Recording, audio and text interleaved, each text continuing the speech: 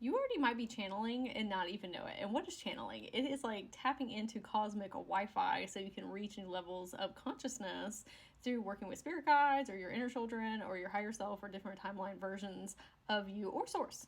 I was doing an Akashic Record reading with a client, and she was saying, oh, I think it's so cool how you, talking about me, can tap into my energy before we even get onto the session and get messages from my higher self. Because one of the notes that I received from her higher self was saying, oh, she's a little bit nervous about jumping into a new career, and can you talk to her about that? And so I mentioned it to her, and she said, oh my gosh, actually, I just got a new position within my job, and I'm nervous about it. And I was like, yeah, that's what your higher self said. So we talked through it, and I said, a lot of times we are, not necessarily like pedestalizing other people, but saying like, oh, I wish I could do what they do. You probably already are. If you're an empath or a light worker, you probably notice that people come to it for advice all the time, and you're really good at offering advice. It goes beyond pattern recognition. You're most likely channeling their higher self or channeling their inner children or channeling their guides, but you're not consciously aware of it. That was me too. I do it professionally now and see people in sessions, but I realized that I have been doing that all the way through.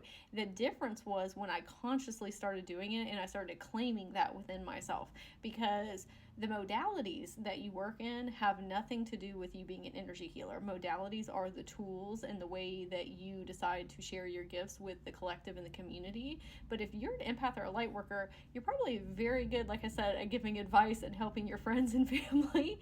And so you are probably already channeling, and your magic is only strong as you believe it to be.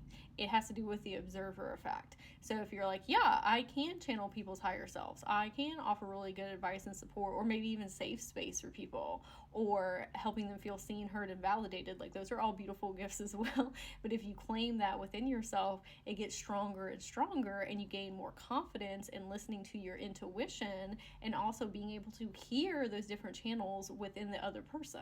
And she was saying that she wanted to help people more in the collective in a direct way, and she does work right now, like social work, and I was like, that's energy healing. Like if you're a nurse or you are working in some type of social aspect, whether it's like nonprofits or just arsenal energy too. Like one of my friends really helps with a lot of protests and political litigation and things like that. And I'm like, that's energy healing.